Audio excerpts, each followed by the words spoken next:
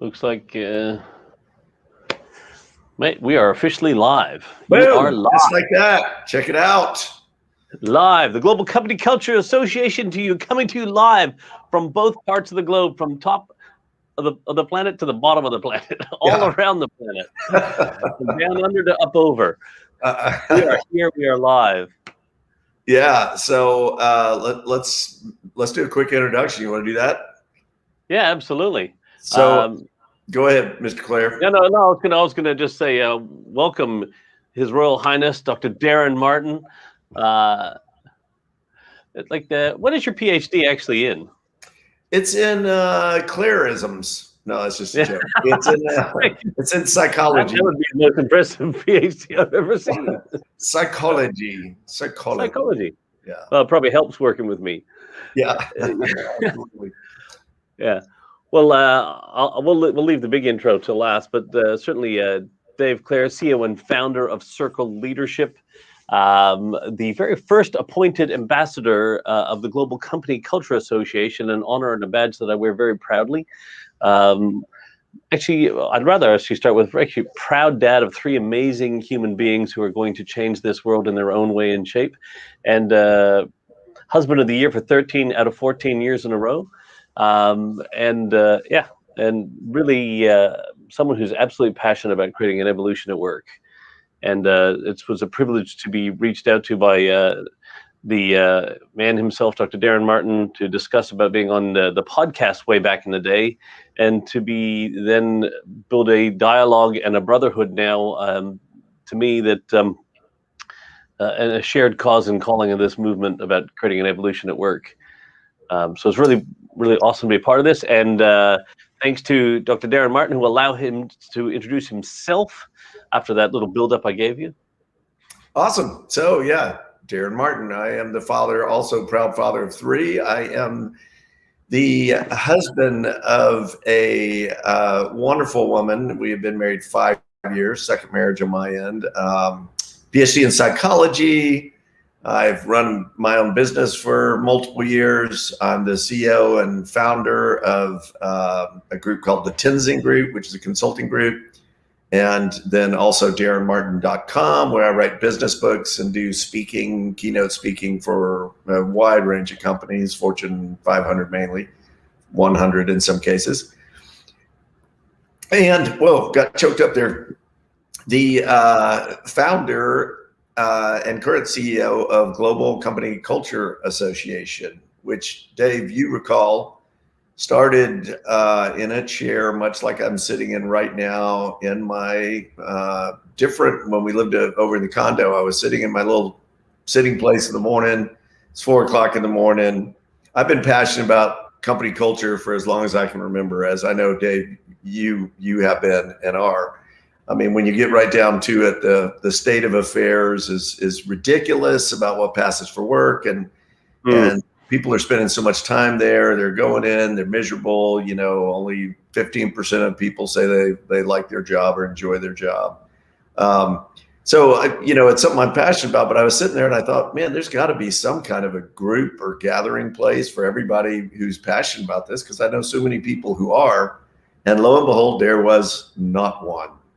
So I went and picked up some URLs and started thinking about this thing. We got a design team. We did put a lot of effort, time into this thing, and scoping it, picturing it, what's it going to look like. And about a year and a half ago, coming up on about a year and a half ago, July of 2019, launched the Global Company Culture Association.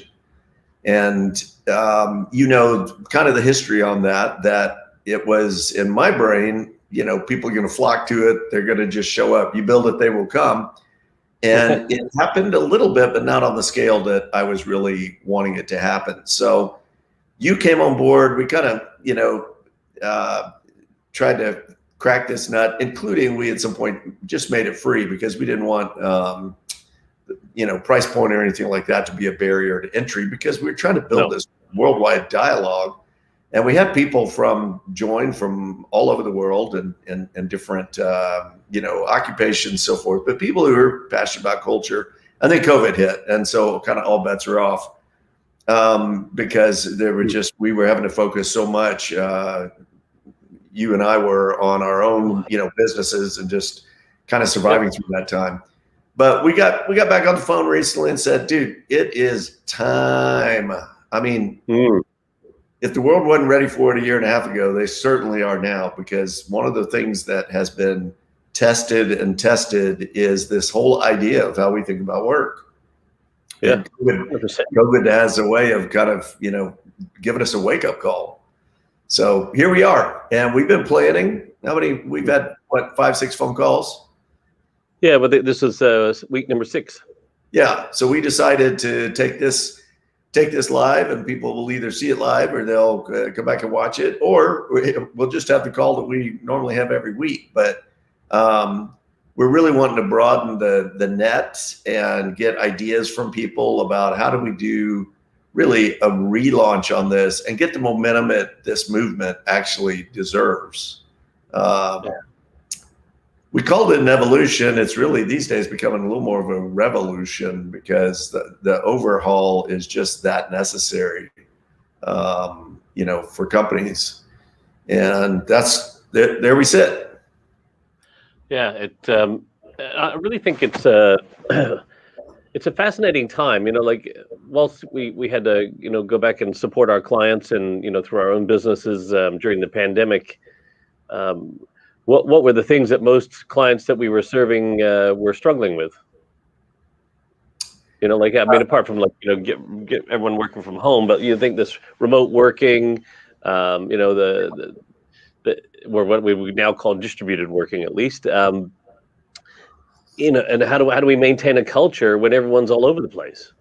Yeah, and I had a meeting very early on where one of the guys was talking about, they have a heavy sales force. It's the bulk of what their, group is out trying to land and get work. And he said, some of our salespeople are used to having 4 steak dinners a week, wining and dining people with, wine and steak. And he said, we can't do that. So something as simple as that, of just throwing people completely off their game of what work looks like. Of course, then, man, I'm sure where you are as well, but office buildings were just a wasteland, Yeah. And just not occupied, and everybody's going remote, and Zoom stock sure shot up. I wish I'd got in early on that. I got in kind of late on that, way too late, but the whole face of work has changed, Dave. It's just different. But it's had to change forever. We've been in, just this time warp of, time standing still. Everything else changed. Everything, the way we shop, the way we date, the way we order food, the way we, stay when we're traveling, all that kind of stuff, all changed. Guess what? Work did not change. So how you missed that big component, I don't know. Yeah. I just think it's fascinating now. If we go back to the whole history of this, and even our first dialogues we had, to really lay out, people think, company culture, obviously, that's including the pandemic has really been a bit of a challenge for people to how they maintain a sense of culture. But I think it's almost a misnomer when we say company culture, because before it would be you're at home, then you would go to work from your 8 till 9 to 5, whatever it was. Cue Dolly Parton, 9 to 5, we all go to work, and then that's when company culture mattered, and then we go home and we forget about the company. Yeah. But in today's world, it's people are, on the train or in the bus doing emails and doing whatever on the way in. They're at home doing a couple things while they, put the kids to bed, then do a little bit of work before they go to bed at night or whatever. It's almost this whole work-life integration. So company culture transcends 9 to 5 from now. Like no longer is it just a window of time where you don't switch on company culture and then switch off company culture. And when you start thinking about that from a global perspective, this is why everyone talks about, finding your tribe, or, joining a cause or a calling, or the sense of meaningful work, because when it's meaningful work to you, you'll do it at any time. Right. And, and then during the pandemic, and I guess I want to circle this back around, what I found fascinating, and this is, part of something, I would love to make sure that we're addressing as we move forward, is that, people were so worried about, are my people working when they're working from home? There's almost like this big spotlight shining on their people working at home. Like, oh, I can't trust my people working at home because I don't know if they're at their computer or not. And which is the biggest crock of, excuse me, but shit ever, right? So I had an interview early on, and this guy says, this old crotchety guy, some radio station, and he said, well, yeah, how are we going to be sure that they're working if the bosses can't see them? Well, first, I'm staring at my phone on this call going, everything you're saying is what the problem is. First of all, boss, you got this heavy-handed kind of, the boss has got to be watching. And I mean, I don't even know where to start. People have been begging to work from home for a long time. Stanford did a study that said they work more hours. You get more out of them when they actually work from home. They're working from home anyway, as you said, with, returning emails, which, by the way, little side note, but that's part of the company culture, right? When the boss is firing off an email at 8 o'clock on a Saturday night, not saying, like I do when I do that to my team, because I'll think of something. The subject line is, do not even look at this until Monday morning. Okay. Right. I just wanted to get to you. I'm not asking you to do this now. But when that is the expectation, that's a little bit of the breakdown, right? But this idea that working from home is, people are going to just be lazy and not work. Those people that are going to do that are, first of all, very small in number. Most people I know are hardworking. They want to accomplish something.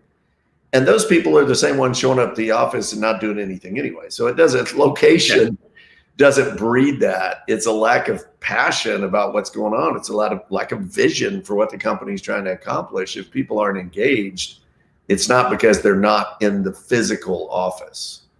No, and this is where a lot of people don't realize that presenteeism is worse than absenteeism in most businesses.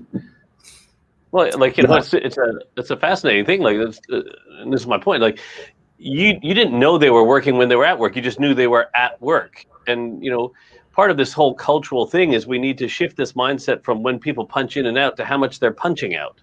Like, there's only a few jobs where you need to be present at a certain time. Like, if you're a barista and you're not in the coffee shop, and it's hard to work from home at the moment. You can't perform. Yeah, sure. Yeah, right. But if in today's modern world, if you're an employee at a company and you want to get up at 5 a.m. and you want to work through till 7, then you want to stop at 7, have breakfast with your kids and your partner, take your kids to school, and at 9 jump back into work.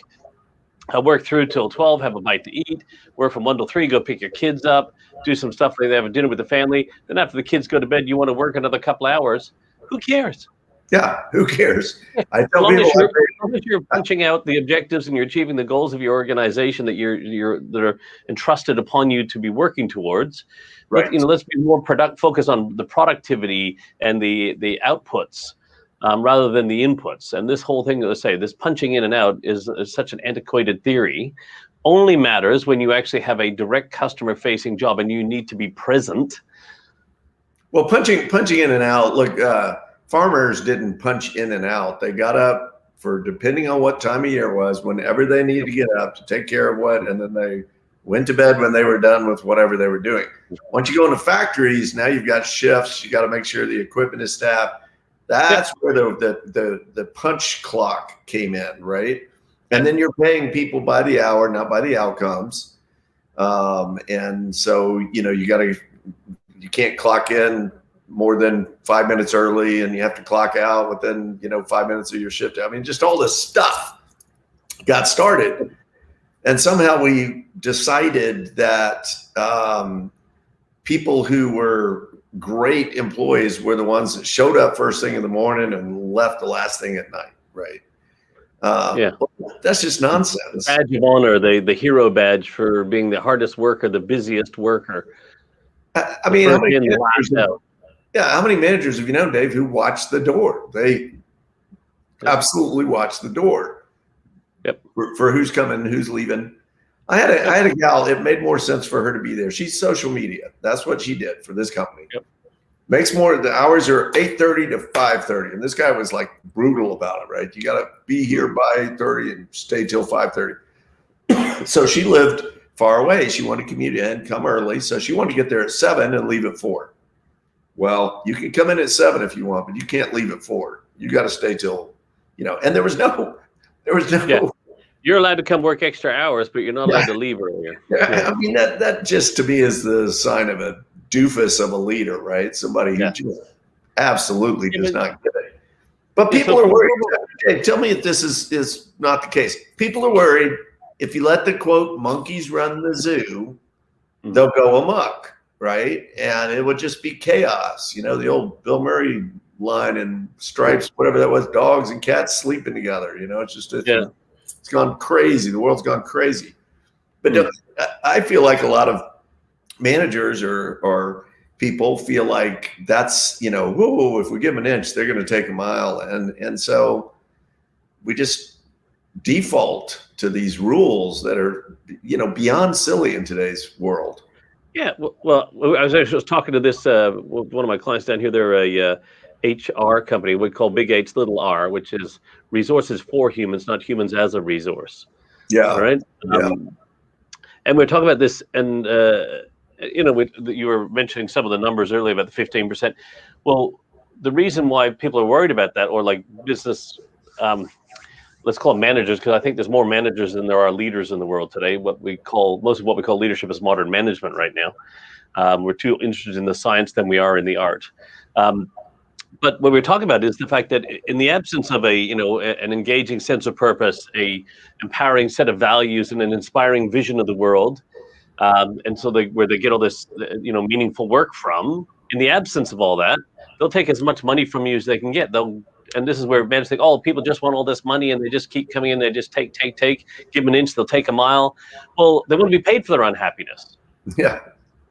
So this is what I'm saying. Like, and that's what I'm saying. So you want to be paid for your unhappiness, and guess what? Then you'll pay them, and they'll still leave anyway because you haven't given them what they actually really want, which is really an engaging experience in the workplace. Pay is table stakes. Grateful that you have a job. Oh, this whole well, they get a paycheck, don't they? I mean, yes, and. I've been saying for a while now, that's what happened. Work got reduced down to one deal and one deal only. You come to work, you do what I tell you, and I'll give you some money for it. Okay. Yeah. Don't expect meaning. Don't expect to be involved. Don't expect to, have passion at work. Expect to just come, do your job, and here's your check. Yep. Well, that's a sorry state of affairs for work. I mean, who wants to do that? I don't want a job like that. And anytime you're doing something just for money, that's the lowest common denominator. Okay. I love Tony Robbins says, I don't do anything unless I'm making money or I'm having fun, and the best when it's both. Well, the best is when it's both. You're making money and you're having fun, and you're being creative, and you're growing as a person, and you're on a team that you love being a part of, and you believe in the mission, of what the company's trying to do. And it doesn't have to be sexy. I mean, it could, clearly if you're working at SpaceX and you're trying to figure out how to get to Mars, that's a big vision. But if you're a toothpaste company, there can still be all sorts of passion and vision around, what's happening there, just in terms of the development within the work structure. Yeah. But this is where once again, from a leadership point of view, the art in terms of leadership and creating an engaging narrative for people to want to be a part of.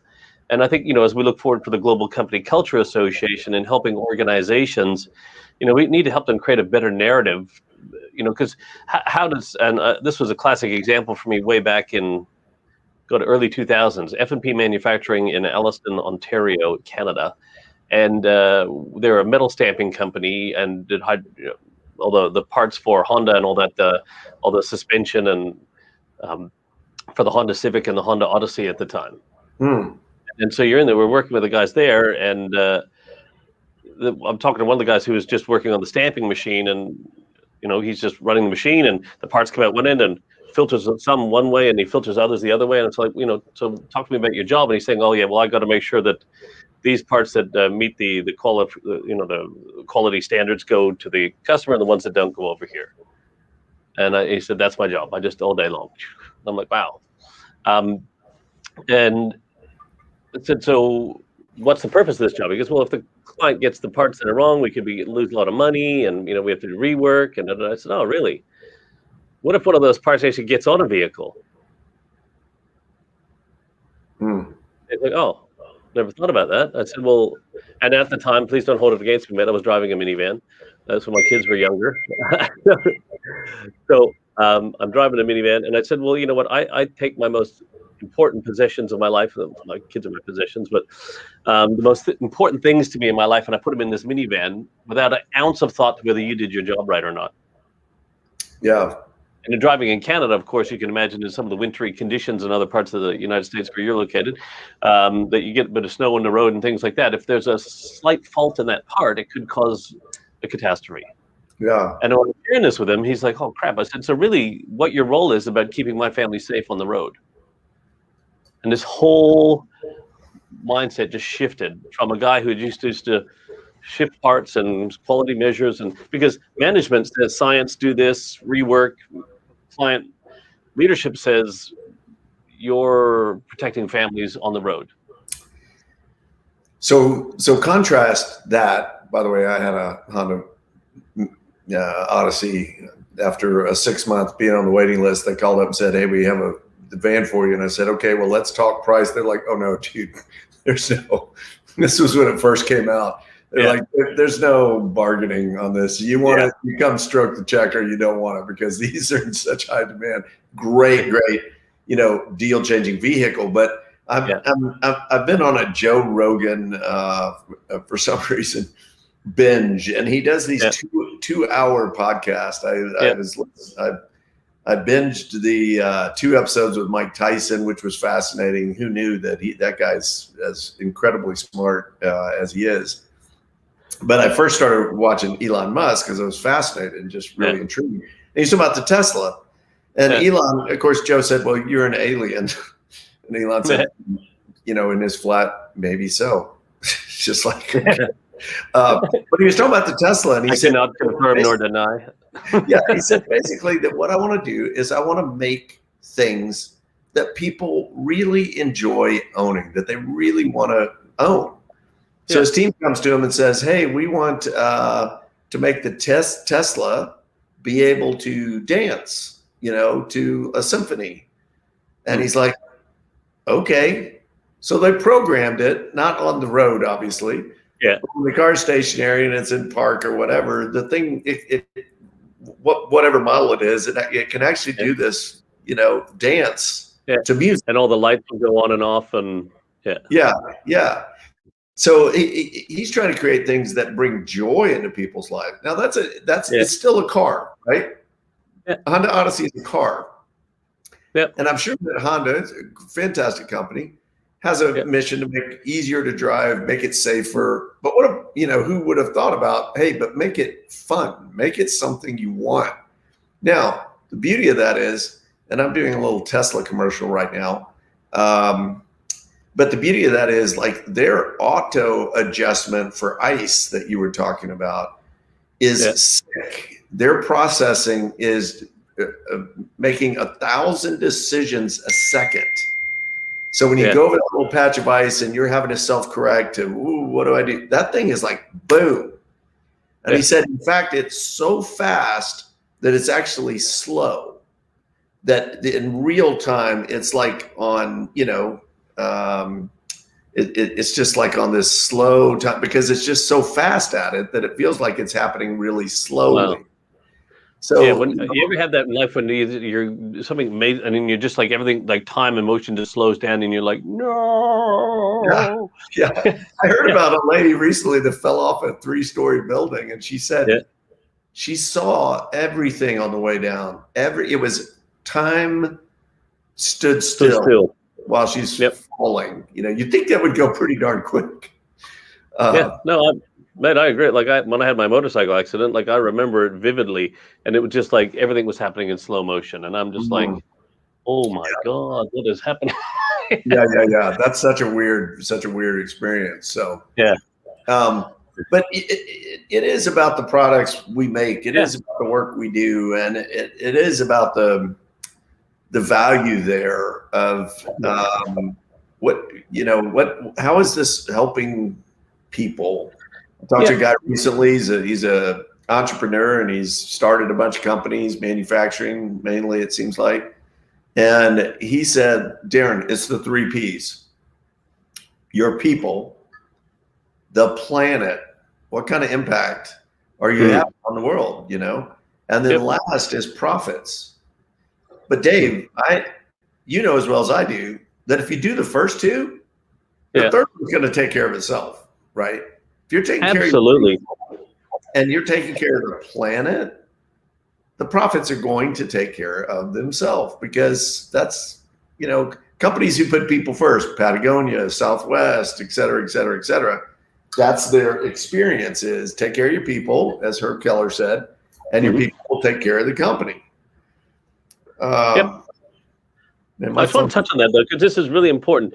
And this is why having your cultural framework in place is critical. Those 3 things there, that was awesome. Because people, what do people want? They want an engaging sense of purpose, a sense of meaning to my work. We need to have work that is meaningful, right? So if you take care of your people, give them meaningful work, help them get a personal connection to the public sense of purpose of your organization. And then you talk about the planet. Well, Have you seen Dan Ariely's YouTube on that, Meaning at Work? no. Highly recommend it. Anyway, you can Okay. keep going, but yeah. Yeah, no. So then when I talk about vision with people, about creating this sense of vision for your organization, it's not like we see having, 20 stores around the world. Vision is, if we've been living our purpose through our values, what is the impact on our world that we're going to have from living that purpose through the lens of those values? And this is when you talk about the planet. So what is the impact on our world? I say Elon Musk wants to, using him as an example, accelerate the advent of sustainable transportation to create a world where we have all this wonderful, sustainable transportation where we're saving the planet and all the bits and pieces that he loves to do, which is great.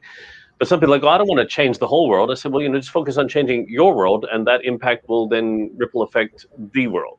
Right. So this whole planet thing, like don't get confused that the planet means you have to do something for the whole planet, because it scares people. Well, we're doing this, and it's not going to help the whole planet. Yeah. But it's going to impact your world, and your world then will impact the world. So and then the last thing, profit. Well, that comes from getting your mission right, and the profits are an input, not the end game. Right. So people, planet, and profits, 100%. You do all those. You do the people and the planet right. The profits will take care of themselves. So, once again, that's the input to help you to continue doing all that. And I always use the example, this thing around from a culture point of view, because nobody jumps out of bed in the morning and goes, geez, I can't wait to make Darren rich today. Right? Well, I do. Yeah, you. Now my wife's like, you better jump out of bed and make me rich today. No. Yeah. No, she's not like that at all. I'm actually going to start doing that. I'm going to start jumping out of bed and saying to myself, I can't wait to make Darren rich today, right? Yeah, and richness doesn't have to be financially only. Of course. But, of course. Yeah. But for that, we're talking about cars. So when you bought your Honda Odyssey, did you buy it so that you could put fuel in it? No. You bought it so it would take you places, take your kids, do the things that you want to do. But it needed fuel. It needed fuel to get you where you wanted to go. Right. And so when we start thinking about profits from a culture point of view, from a people point of view, when you think about people, planet, and then profits, please understand that profits is the fuel to the mission of the business to get it to where it needs to go to create the world and impact the planet. Okay, so real quick end game. Real quick minivan story. Hal Sperlich helped design the Mustang at Ford, right? Yep. Now he wants to design a minivan. He pitches it to Ford. Ford was like, no, I'm not going to spend the money on R&D, right? This was Henry Ford, I think the second. Which, by the way, well, anyway. Yes. the the Ford leaders have lacked some things over the course of that company. But at any rate, so finally, Ford fires him. He tells Iacocca, go fire House Perlich. He's bugging me about this new vehicle he wants to build. So he goes over to Chrysler, who's going bankrupt, and ultimately they create the minivan. Crush everybody. Half a million, 500,000 minivans every year over year. Nobody could catch up, right? And to put the company back on the map, that's why Chrysler's still around today. Yeah. That's just pure culture, right? Yeah. That's the head of a company running it by, as he was, the accounting department. It was just money. And what Sperlich's deal was, hey, look, families are riding around in these death machines called station wagons. They're uncomfortable. They're clunky. We can do better. Let's give families something that they're really going to enjoy riding in. And I'm telling you, man, we loved our Odyssey, and they've all gotten even slicker and more cool now. But my dad still drives a 1998 Dodge Caravan. Like here it's the Dodge Voyager here in West Australia. He has a 1998. It's got 400,000 kilometers on it or something stupid. Wow. the ceiling lining is lagging a little bit. But he still drives it today. He's 81 years old, and he's still got his minivan to take his grandkids. Yeah, that's awesome. Well, after we were leaving town, that whole story.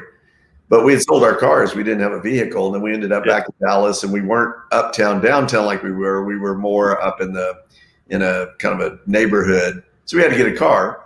And I went and paid cash for an old 95,000 miles on it Lexus, same one I had owned years ago, because they're just so well made. They're just beautiful, works of art. And you remember when the Japanese manufacturing came in and crushed the American market, because the American market was just focused on, well, does it kind of work? Yeah. Okay. Well, just throw it out there. And near enough was good enough. I'm sorry? Near enough was good enough. Yeah, exactly. And it's not good enough. So if people aren't putting it, if the company isn't putting passion in the company, and they're not excited about what's being produced, people aren't going to be either. I mean, come on, that's a big stretch. Okay, so Dave, let's just spitball, as they say, some stuff. You're put in charge of all of work tomorrow for the entire world. What would you implement or start? What would be some of the first things you would do to really drive an evolution at work? What's your platform? What's your thing? Okay, this is going to sound harsh, but I would fire all the managers and hire coaches. Okay, tell me about that. So, to me, like, me, I like to keep things simple. So to me, leadership is really simple. You lead people. We need to get back to this whole essence. So if we want to make this really engaging workplaces where people can't wait to be part of something, I don't care if you're manufacturing rubber dog shit in Hong Kong to, building cars to, I really, you can find some sense of meaning to the work you're doing, whether it's meaning to your family. Like how much fun did we have with a piece of rubber dog crap? Yeah. You would throw it there and playing pranks on your friends. You can find a way, right, to have someone get a connection to that. Because someone asked me that once, and I said, well, hey, who didn't love rubber dog crap when we were kids and we played pranks and stuff? I said, well, that person was bringing joy to my life, and you're sitting there thinking all they're doing is punching out rubber dog crap in Hong Kong. You reminded me how great it is. I'm going on the great Amazon right now and ordering rubber dog crap. Piece of rubber. Well, that'll make somebody happy. Anybody watching this who's producing that stuff over in wherever you are in the world, thank you. It brought so much joy to my childhood.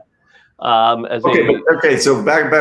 Anyway, so back to the point. So when you look at this, hold on. Right? Leader, coach, manager. Okay, yeah. I'm a manager. Yep.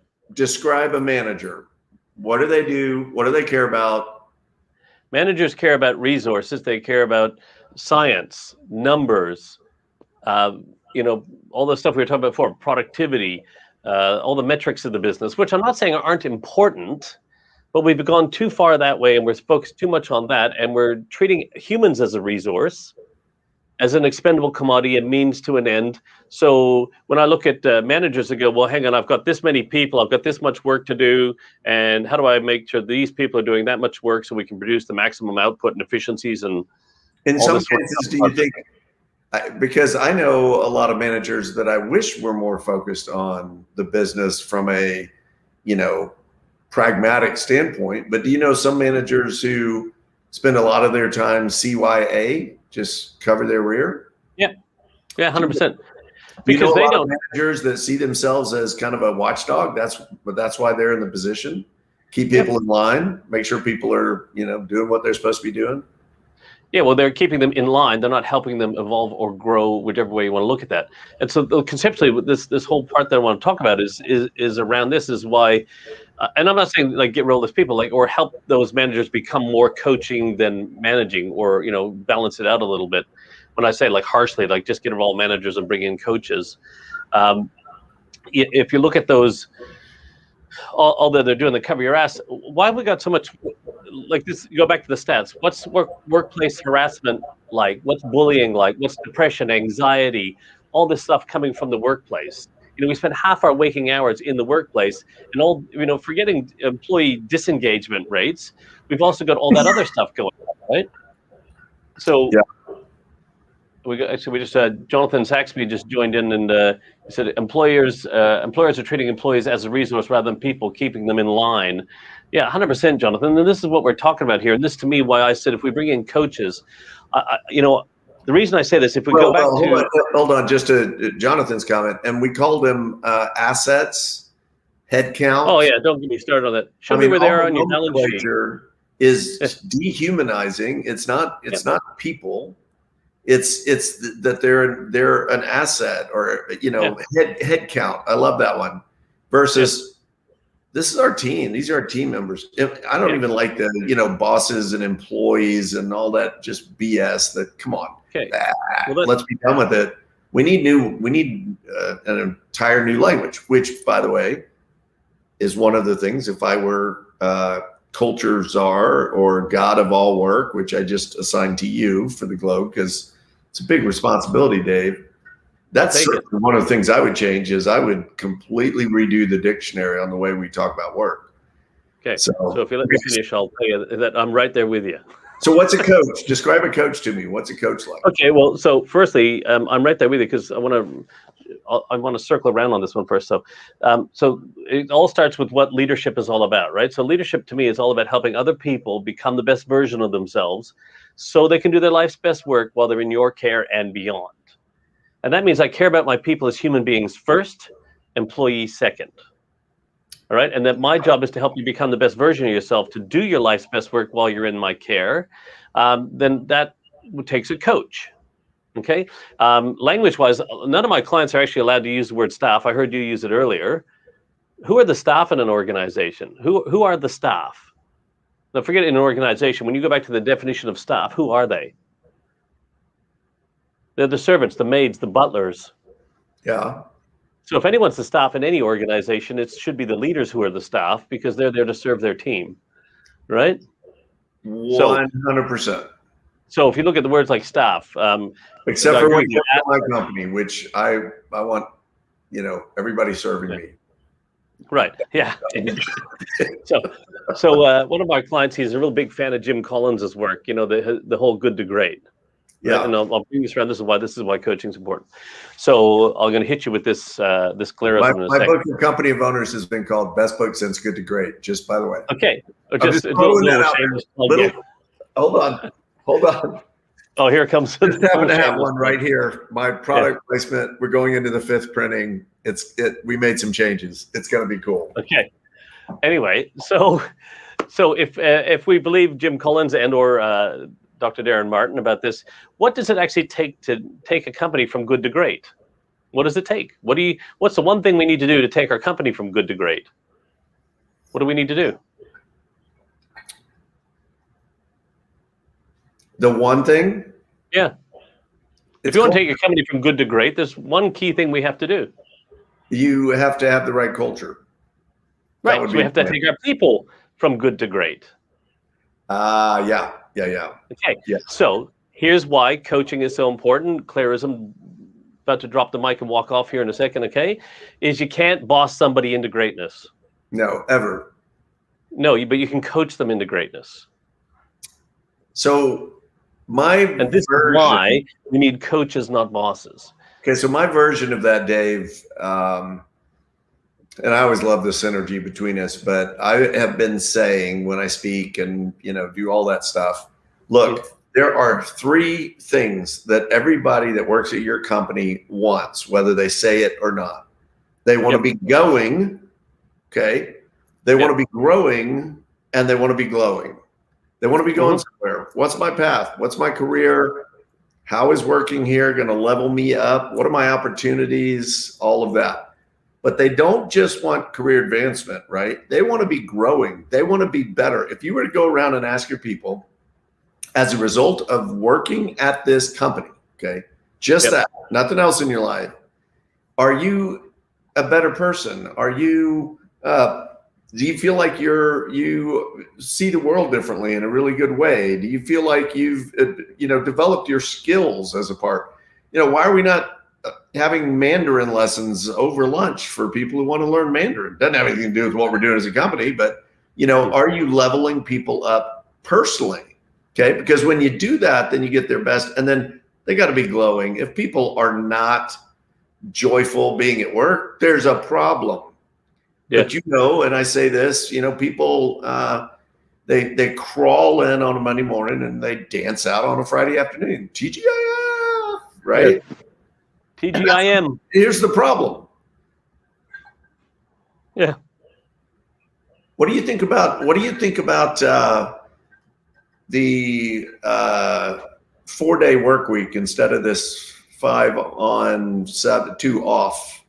And or have you heard about the company in Germany that is doing, it's 5 hours a day. I'm not sure. I think it's 4 days a week. It might be 5, but you come in at 7 and you're gone by, let me do some math, 10, 11, 12. Let's say you come in at 8, you're gone by 1, right? Yeah. And they just want you to hit it hard. Like you come in, boom, you just go, you're fully focused, and all they're doing is trying to match it with the actual biorhythms of how people perform. I mean, crazy talk that we would actually, look at us as human organisms and figure out what that is. Because an 8-hour workday with no let up or a 15-minute break every 2.5 hours, I mean, how do we get here? Right? Oh, that was easy. That was all manufacturing back in the war. It's the same reason the school curriculum was started and everything like that, was to teach people to be. The biggest pile of crap on the planet. I mean, okay. So, but the things, the most important things, right? Schooling, work, we're getting those wrong. We're getting 100%. Terrible. We're programming people to be robotic, and then we're complaining when they're getting replaced by robots. Which, by the way, Elon was very transparent about that. And he actually said, I tried to warn everybody. I said, it's going too fast. We need to slow this down. And then he gave the very interesting message of, now it's too late. The horse has left the barn. There's no way to pull that back. This is going to happen. The singularity is imminent, Dave.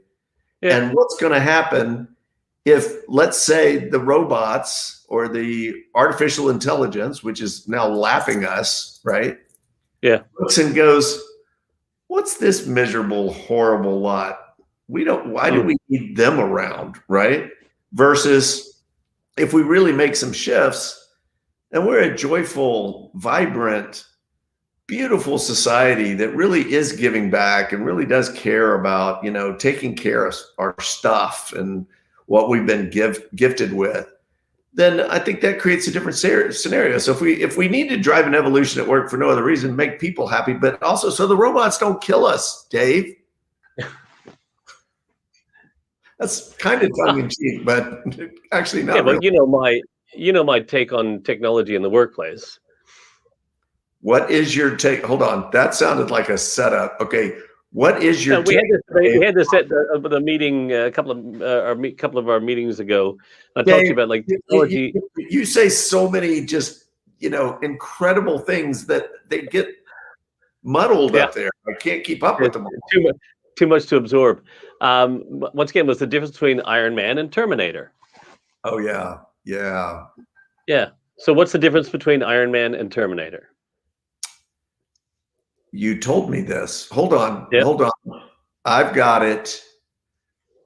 Oh, I know what it is. So with Terminator, the machine or the computer is controlling the person. With Iron Man, the person is controlling the machine. Close. Okay. So Iron Man is a human being powered by technology, right? Whereas Terminator is technology to overpower human beings. Yes. And so when we look at technology and talk about the evolution of work, what we're fearful of is this technology coming in and replacing us and taking our jobs. And what it should be doing is, instead of doing that, well, if it does take some of that stuff away, but it should be freeing us up to do the work that us as humans must do. And we talk about bringing meaning back to the workplace in a culture where, that we have a sense of, belonging and all this really cool stuff about workplaces and the evolution of work. You have to accept that technology is going to be a part of that. So how do we use technology to turn our people into superheroes rather than it's like in terms of terminating them? And from in a workplace point of view, this is something that I think the Global Company Culture Association needs to really, not from an agenda point of view, but something we need to really embrace is how we bring this, embrace technology to bring people together, and how technology today should adapt to human behavior, whereas before we used to have to adapt to technology. And as part of the evolution of work, to free us up, as one of my good friends, Duncan Wardle, used to be the VP of creativity at Disney, and his thing is, he said, like the four human skills that will be required in the future are creativity, imagination, curiosity, and intuition. Most of those things, what automation and technology can't do. This is Daniel Pink, why right brainers will inherit the world, a whole new mind, right? And I saw a video years ago of a Lego plant. They're great Lego, one of the best toys ever made. And it's amazing because I've seen all these ripoffs, but you put them together and they don't quite stick, right? Legos just work. And I'm seeing this manufacturing where they're making all the Legos and they're just spitting them out, and there's one guy in there walking around with a clipboard. Everything else is automated. So what are the people doing? The people are sitting in a room coming up with, let's make a T-Rex with a tutu, juggling, right? Let's, hey, we just had this new, that's exactly what it looked like. I love the dinosaur arms. Nicely done. Yeah. T-Rex arms. But I mean, what would you rather be doing? Would you rather be working on the factory floor, or would you rather be sitting in a room somewhere dreaming up cool ideas and drafting that up? Well, see, that's because technology can't dream up those cool ideas. It takes human creativity and imagination and intuition, and computer systems will become intuitive. But this, like I said, this is the work that humans must do, and this is where we need to shift organizations. And that's what this, I think, from us going forward, that we need to be able to help organizations, leaders, be able to see that, and how do we help them, prepare for that transformation? Because a great book by Peter Diamandis and somebody else, which is the future is faster than you think. Yeah. Yes. And it's how digital technology and something is converging and transforming the way we work, live, and play. And it's just going to be a part of life. AI will be able to do the creative stuff. And I don't know if you saw that thing they did a year or two ago, where a computer actually read everything by, I believe it was Tolstoy, and then wrote a novel. And the critics said it wasn't a Tolstoy. I mean, it wasn't on that caliber, but it was in Tolstoy's voice. Yeah. And it was sensical. I mean, it had a plot and a logic and everything to it. So, we're not too far off from machines writing poetry and doing some of that crazy stuff. which is kind of, I guess, off our topic, but the point is, the world is changing by leaps and bounds, and we've got to get ahead of the curve on this as much as we can with work. And if we stay stuck in the dark ages, I mean, this is the Great Awakening. This needs to be, and no, I'm not calling for riots in the streets, but we've got to storm the Bastille and tear down this, whatever this thing is called work, and really rethink it and rebuild it from kind of maybe the ground up, reimagine it. And I think that there is the heart and soul of what the Global Company Culture Association needs to be driving, is this whole reimagination of the way we work. We've actually, the pandemic, as if nothing else, has kicked a bunch of buckets over. It's tipped the puzzles onto the table. It's taken them and we need to rebuild the way. We have an opportunity right now to rebuild the way we move forward, rather than trying to put it back together how it was. Yes. And this is any leader out there who's watching this, or anybody who would love to be a part of the Global Company Culture Association. I think this is it right here. This conversation has led us to this very moment where we need to help organizations reimagine and rebuild the way we work. Because in a distributed working world, and focusing on what people punch out, and to your point earlier about the hours and all that, like I didn't get to answer the question, but I if you can get your work done in 4 hours in 1 week and do everything and still achieve the outcomes of your job, good for you. Yeah. I don't care how long it takes you. Well, I care, but I don't care. You know what I mean? Like there's a space to play in. And if you can achieve it in 36 hours, I'm not going to, well, you have to sit at your desk for the next 4 hours, or here's more work. And then that ends up taking another 4 to 8 hours. And this is what we do. We just pile more on. If they're achieving the outcomes, if we have the outcomes right, it's not our team's fault if we don't set the objectives clearly and correctly in our organization. A lack of clear goals and expectations across our organization is not the fault of the employees. It's a fault of leadership or management. So if we get the business right, and then we get the people right, then we'll get the planet right, and then the profits will take care of themselves. But if we're too worried about when and how and who, this is like, and you talk about reimagining, and I'll leave you with this thought. One of the things I work with a lot of clients on today, whilst we're talking about culture, is reimagining how we execute on that in terms of our strategy. Is reimagining, not only thinking of a new strategy, but reimagining the way we think about strategy. Because can you tell me what's going to happen in the next 3 years? Exactly what's going to happen in the next 3 years? Yeah, I can, but that's a whole other story. It's being channeled from somewhere else. No, I can't. So anyone who wants to, here's how we're going to do the next 3 years, is nuts.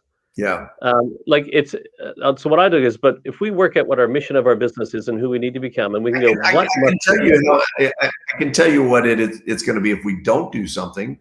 It's going to be business as usual, and we're going to be 3 more years down the road doing the same old crap, right? It'll be worse. Yeah. It will get worse.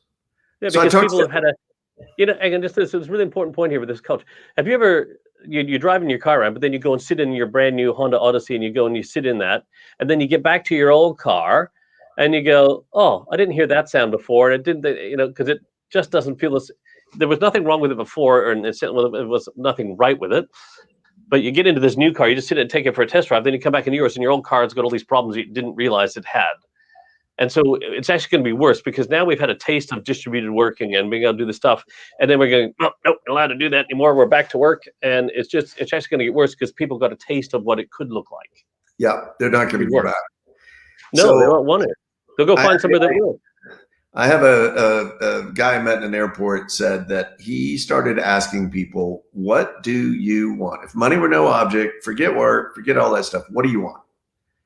And this one guy, one of his top sales guys, said, I just want to surf as much as physically possible. Yeah. And he said, well, what if we work that out? What if we relocate you to a place where you can surf, as you want, and then you do your work? It turned out that guy was happy as a clam. he multiplied the business from his previous performance by, 40% or something, jacked it out of the ballpark because he was so grateful, and he worked when he worked, and then he just went surfing. Nobody cared, right? He performed because his life was whole. He was pursuing what he wanted to do, and then he was just loving life and loving work again. That's what I think is kind of getting in there and figuring out what people want. How many times has somebody at a work said, "What do you want? What's important to you? What do you care about? What gets you out of bed in the morning?" Well, I'd like to write a novel. I had a guy one time, he was going to be a novelist, young kids at home, so on and so forth. How much effort does it take on the part of a manager to say, "I love that. That sounds great. I'd love for that novel to be written here. What if we agree that when you come in every morning from 8 to 9, you're not going to work on our stuff. You're just going to hole up in a conference room, isolate yourself, and work on your novel." Now, do you think that guy performs at a different level doing that? That's a novel idea. Okay. That's a novel idea. All right, Dave, Clare, we've got no time. We got 4 minutes. GlobalCompanyCultureAssociation.com is free to join.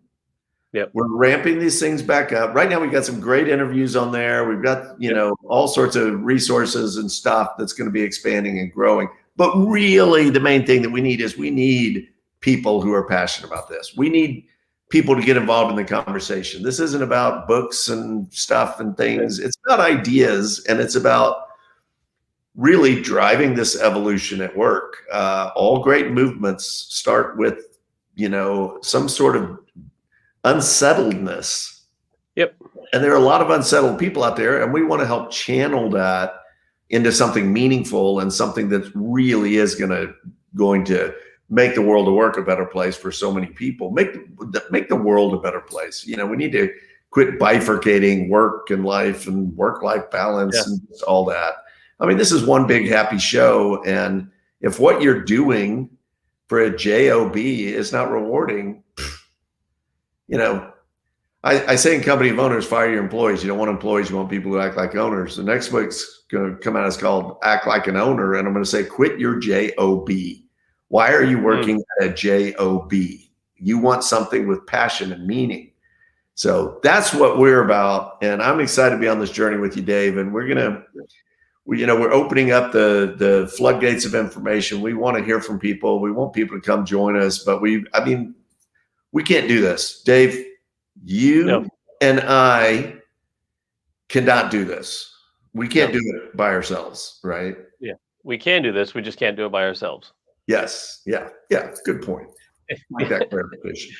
Yeah, absolutely. We can do this, but we need people to join. Anyone else who's passionate. We would bring the greatest minds together who are passionate about an evolution at work. There's so many great ideas. Like today, we shared just so many cool little ideas and anecdotes and stories, and which is really, we need more of those. So we can. The more of those we get out, it just triggers something in somebody to go, "Oh crap, I could do that. That's a shift that I could make. That's a change." Even myself as an employee, I could go, "Wow, that's an opportunity for me to go find some more enjoyment." Maybe it's up to me to go find my own sense of connection to the work that I'm doing. Because if I have to wait for somebody else to do it, I'm my own. I love this company owners concept. To me, it's like, just to finish with this is, I always ask people, "Who do you work for?" And they go, "Oh, ABC company." I'm like, "No, you don't." Like, "Oh yeah, I do." "No, you don't. You work for yourself. You're paid by them." Yes. So anything you can do to better yourself to do that is only going to help you. And, they're paying you, so they have a right to get some benefit back from that. But if you really understand that you're working for yourself and you've chosen that you only have one client and that's the company that you're being paid by, how would you look at your role and responsibility then? Yeah. And so we can take some sense of ownership. So even employees, this isn't all about leadership and management. It's what can we do as employees to create more meaning in our own work, in our own lives. And maybe some of that's on us. Totally. But we need everyone to come together. We need everyone to come together, no matter what role, position you play or no position at all, that all of us are going to be the ones to get together and create an evolution at work. That is a great note to end on. I 100% agree. And Dave, this is the start of much more to come. Absolutely. Thanks to those, and Jonathan, for your commentary, those people who did join in and who popped in and out of the live stream. And we'll look forward to seeing you guys next week. We'll be on the same bat time, same bat channel next week, yeah? Cha-ching. Yes, sir. Boom. All right, perfect. But for now, Dr. Darren Martin, Dave Clare, we are out.